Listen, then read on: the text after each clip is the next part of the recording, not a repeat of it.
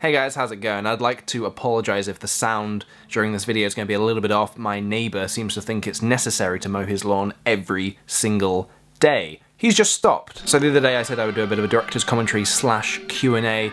He's going again. Slash Q&A on Cyber Party, so that's what I'm going to do right now. First, I'm just going to talk a little bit about the film, and then I'm going to answer some of your guys' questions. So the video is part of an internet safety campaign. When I was asked if I'd like to be the face of the campaign and kick it all off by making a film, I was thrilled. I thought it'd be super cool to be able to teach people about internet safety and be super creative at the same time. So I made the film to get you guys to make your own films to then send back to me, which I'm then going to take and mash up into a new film that's going to be posted on my channel. I say that all at the end of the film. If you didn't catch that, go back and watch that because it's pretty exciting. So the first thing I did was research. I'm making a video on internet safety.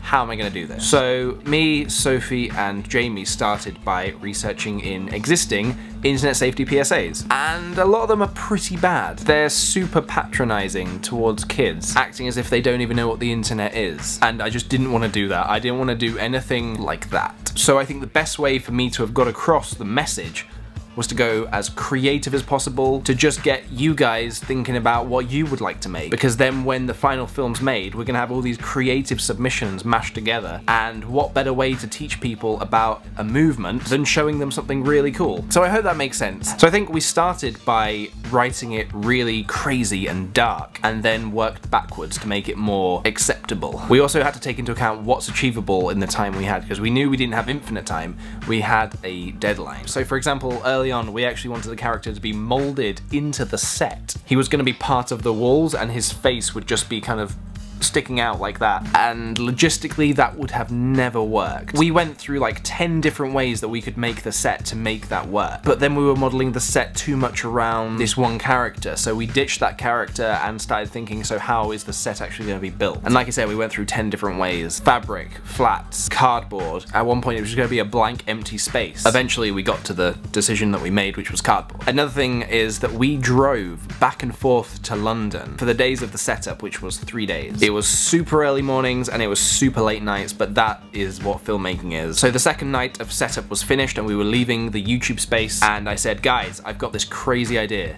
What if we just stay in London tonight? Because the shoot was the next day, so we would have been super shattered if we'd had to go all the way home and then drive in the next morning. And traffic, driving into London is pretty crazy. So that night we started by driving back to Brighton, which is where we were based. And all the way I was just looking on my phone, like hotels, where can we stay, where can we park our vehicle? Because it wasn't just staying in a hotel, it's where can we park this massive vehicle that we've got. And eventually we found a little place in Croydon on our way home. It was actually really exciting, so we stopped there and I booked ourselves in, and then we drove back to Brighton to get all our clothes and gear that we'll need for the next day. And we drove back that very night to Croydon, but the motorways were closed for some reason, so we had to go some weird, crazy, scary, freaky back routes down these back roads, and there were tree tunnels, and it was super dark, and it was misty, and it was crazy. So that was a pretty adventurous night. But then we got there, we checked in, we slept, we woke up, and we had the shoot. The reason it can get so crazy and stressful is because, for me personally, as the producer of the project, I have to think about time, people, and money all at the same time in different ways. I need to be prepared to calculate something in my head like that. If X, Y, and Z happens, can we afford to do this with the time and the money we have and the people arriving at this time and doing this, and I need to do this and this and that and this. And that's crazy enough, but I also directed it and wrote it and helped make the props and costumes with the rest of the crew, so it was pretty crazy. So that's a little brief talk about the project. I'm now going to answer your questions. So the first question, super simple. How long did it take to film it? 1 day. We filmed it all in 1 day. How long did it take to create all the props and costumes? That was probably 2 weeks solid. Someone says, I didn't see the giant lip person in the film, where was he? Sometimes in films you have to cut things for several reasons. Whether it's for creative reasons, technical reasons, or legal reasons. You can be super attached to something you've made and planned and created that's taken weeks, but you have to be prepared that there's always going to be a reason somewhere that's going to say, sorry, you have to cut that completely out, no questions asked. And of course you ask the questions and you slowly understand why that doesn't work anymore. And unfortunately for Tongai, he fell under one of those categories. Spoken like a true politician. Someone says, are there any films, TV shows, or books that inspired you for this film? There were a lot of inspirations for this, as you can probably tell. So in the initial research we did, Adventure Time, and Don't Hug Me, I'm Scared, and a bunch of stuff like that was taken on board, mostly because when we started we were thinking about the audience and who was going to be watching this, and how we wanted to represent the themes to these people. And Adventure Time does it perfectly. It caters to adults and kids in so many different ways, and that was the perfect inspiration to get started. Then when we started making the creatures, there were lots of other inspirations. One that springs to mind is Our Real Monsters. It's an old cartoon from Nick, as you can probably tell by Liam Dryden's character. What was his name? Eyes. His name was just Eyes. He's holding his eyes in his hands and has a bag on his head. Originally there was meant to be no head at all, it was just going to be eyes, much like the character, I cannot remember his name, from Our Real Monsters. Eventually the thing of having no head got way too difficult. We tried loads of different things, nothing worked, so eventually we made this brown paper bag and stuck it on his head. Science of Sleep, of course, was another inspiration. We were trying to think of something aesthetically along the lines of Stefan TV for the set. We wanted something grand and cardboard. Where was the set? It was built in the YouTube space in one of the smaller studio rooms, the green screen room, and it was entirely made out of cardboard, wood for the struts, and hot glue. That's it. It took 4 of us, me, Sophie, Louie, and Jamie, to construct it and put it all together in the 2 days we had for prep. What was the inspiration behind the party outfits? We wanted to create something very aesthetically cute, so when you've got the dark context of what's actually going on, it contrasts really nicely. Also, onesies are super comfy as costumes. At one point we were thinking of putting all the characters in morph suits, but then onesies just felt right. We found a onesie that would work for us, we bought about 12 of them, and then we individually dyed them all one by one, different colours to cater exactly what we wanted them to look like. What inspired you to make that specific type of video? The setting and the style of things such as the room and each character to be almost kind of faceless. The setting was meant to just represent a blank cyberspace. We wanted to start off as minimal as possible, which then could be filled by the main character's photos and interests and personal information. It was kind of meant to be like a person's profile that they were all within. The faceless characters were actually meant to represent that on the internet you are who you want to be. You are your own personality or your avatar, and it's catered to how you want to represent yourself. How much cardboard did you use?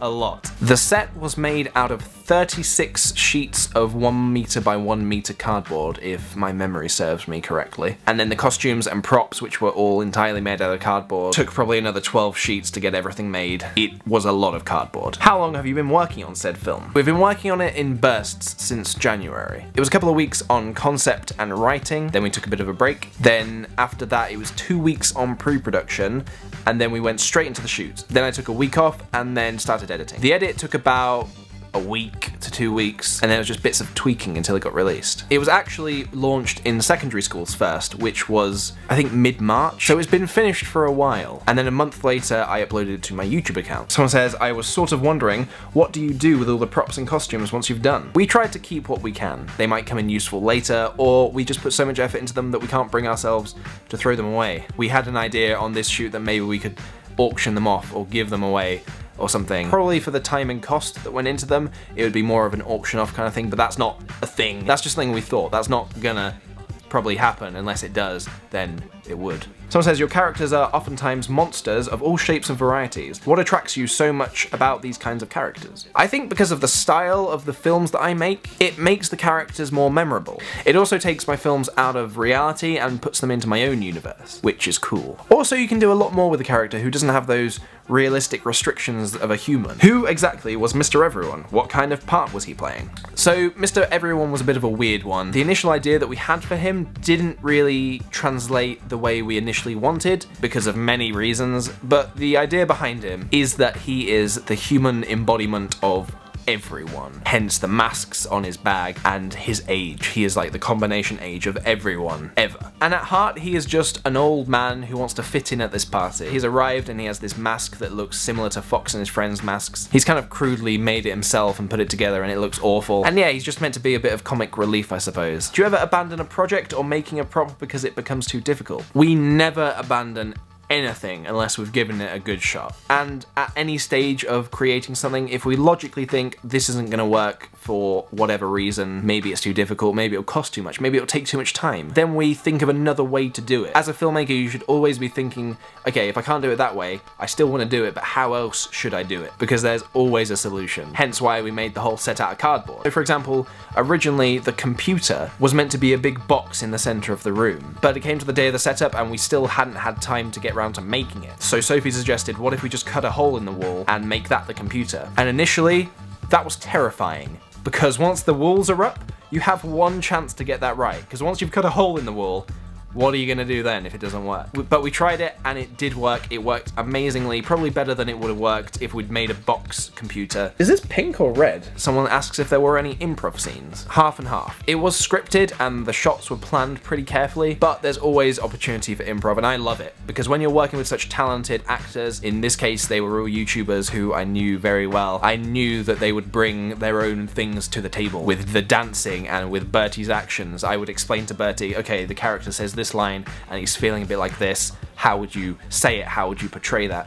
And Bertie would just do it, and it was amazing. As for the rest of the cast, I would just tell them that and they would do it the way that they thought would be most comfortable and the way that would be best, and it always was. How much yarn did you guys use? We used a lot of wool. Probably like 60 rolls or something, like big rolls. And that stuff ain't cheap. 30 of that went on the hairball creature, and like the other half of it went on all the friends' hair. And we spent half a day on the process that we kind of just made up as we went along. We turned tables upside down and wrapped the wool around the legs so it would all be the same length, and then repeat until it's finished. For Pleasant Ryan, was he there just to be like, nope, nope, nope, shouldn't have came here? Or was there a bigger meaning to his role? He was intended to actually play a different role. He was actually meant to play the character that got cut out. But during all the madness of the pre-production, I didn't even think to ask, Ryan, are you claustrophobic in any way? His costume was probably the tightest fitting costume out of everyone else. It took like 3 people to get it on, and it was so restricting. But Ryan turned up and he had to look at it and thought it wasn't really for him. He wasn't very comfortable getting into it, and I had no idea. I felt terrible,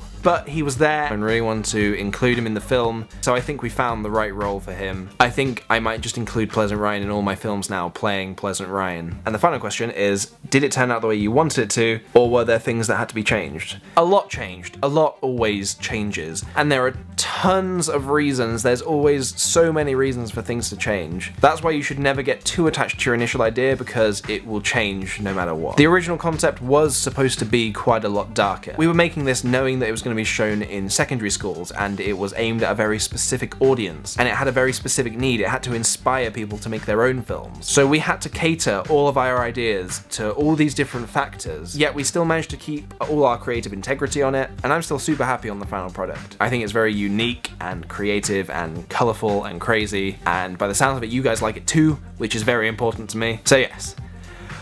Whew. Okay, so that was me answering a bunch of questions. If you like this, I'll do it more often on films that I make. Thank you very much for watching. I know this was a bit of a long one, but I really like to talk about the stuff I make, and I hope you like listening to it, so cool. I'll see you guys in the next video. Whew. See you later. This scene deals with the subject many fathers find so difficult.